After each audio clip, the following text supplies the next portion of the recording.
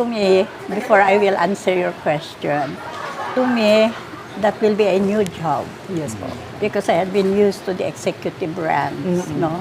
And so, with the legislative, legislation ka lang ron, it's about making resolutions, making laws, ordinances, ganyan. But as I told you before, I will be the speaker of the women. I will represent the children also, and the senior citizen being a senior citizen. I will be looking more into the welfare of these clients. Yes po. Kaya for the women, I've been thinking of having its individual barangay to be with the RIC.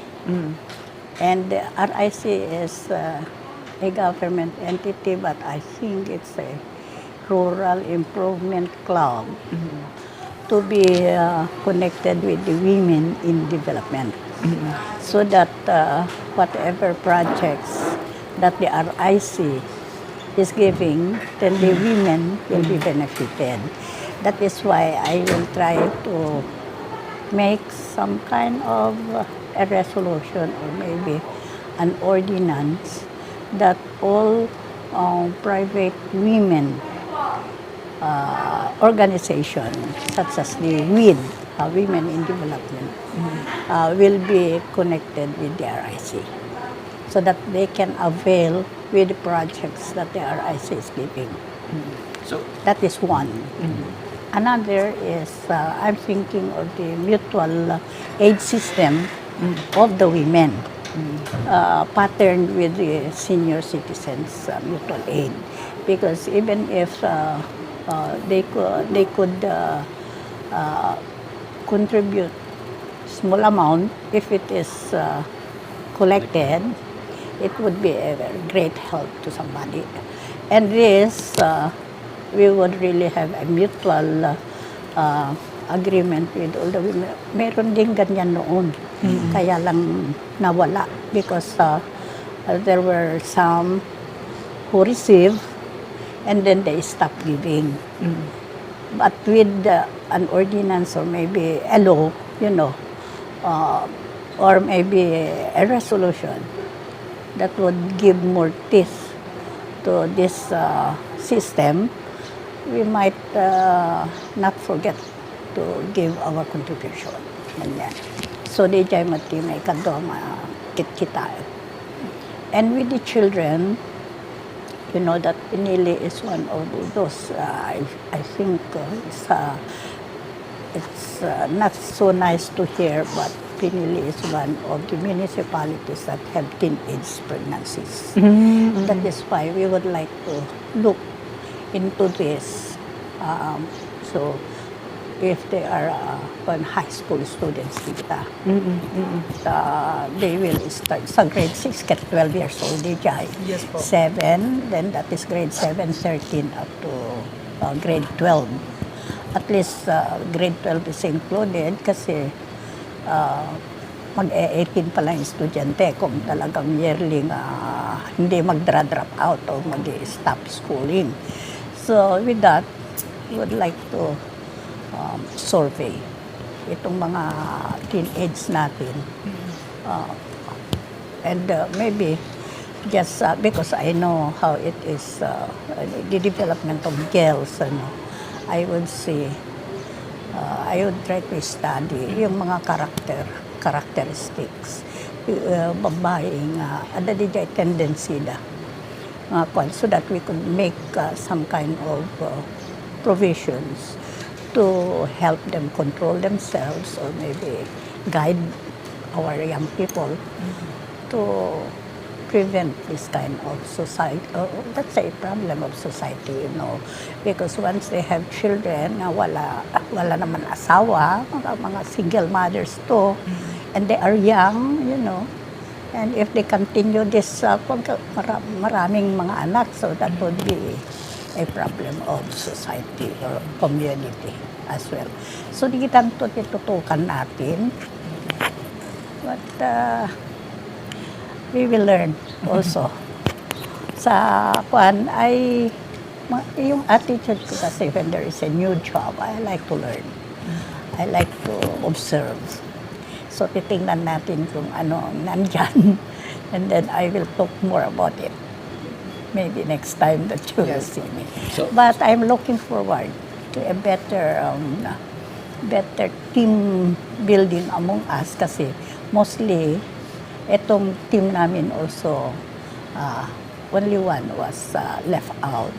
So kami, we started this team building when before we had also with the legislative, but I was with the executive. But this time during the campaign period, na may banding. So there will be a better siguro relationship among us lawmakers doon when we will start the job. Hopefully, that we will really focus into the welfare of our cities. Siguro, alam mo, nung high school tayo, alam naman natin mga Robert Roll supporter, ano. So, I have a little background that, and I also read, ano. So, ang mga, at saka I also sometimes go there and watch. But mga, siguro, my adaptation is the place.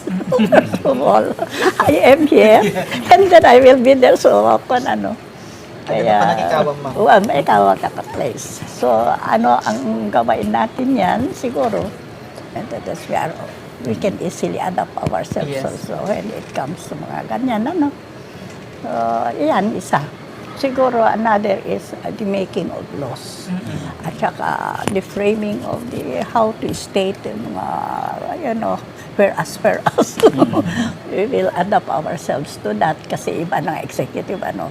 When you make orders, executive order is to, and then from, and so on, ganyan. Pero doon, more of paperwork siguro. Yes. Do you think? Preparation natin, that was, I was telling already the different heads of the agencies that they have to prepare yung dapat natin i-turn over sa kanila. And I started that when I turned over the government unit to Mayor Pagdilao when it was my term, ano. Yes po. So I had the treasurer prepared yung mga kanila. How much is that? Talagang statistically, there will be some kind of reports na ikon na. Well, it's time for uniting. We have to unite, and being in the victory side, we should be magnanimous. We should accept itong mga, di ko tayo naapak. One of them is with us, so we have to offer na ganito na hindi ma-left out. Ayaw ko rin yan eh. So, there must be a move to unite people. Actually, ang campaign is parang, election is parang basketball tournament yan. Nga kung natapos na and you win the victory, so you must be magnanimous. You accept yung mga weaknesses, and then yung mga kwan mo naman, yung mga strengths mo, i-project mo, ganyan. Pero in the first place, sa akin lang ha, personally, I would really, wala akong galit sa maski sino man ang nagsasabi ng ganyan because some of these statements are not true also. It's a part of the campaign. Halimbawa, it is, say for example, kung meron ka naman makuha dyan na bilang leksyon, I accept it. Yan. Gaya yung isang mestro, pinaalis ko doon sa PI, alam mo ang gawa niya noon, ag-destroy the properties. Hindi tayo plants, mapanaburakin, hindi tayo mamatay, hindi tayo plants. At minsan, siguro, I am not telling na magdra-drag niya. There are times na matitulo na. So, anak sarsalita na dyan, I do not believe, I don't care naman in the first place. Ngayon, dahil something sasabihin, bakit pa magpukonsulta kay nagpila ko na da. I am the wife of the mayor. Kaya kung may problema siya, di sino pa pagkonsultahan niya, di siya sa akin. Ano? So, that is a part of my role, being a consultant.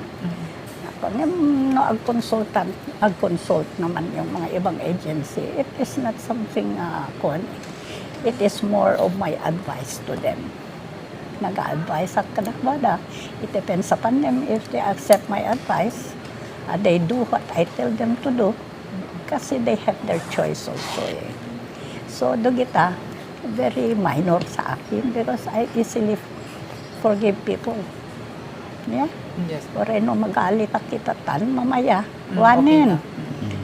So, a mother, ako naman, mother of the town, and at the same time, a teacher also.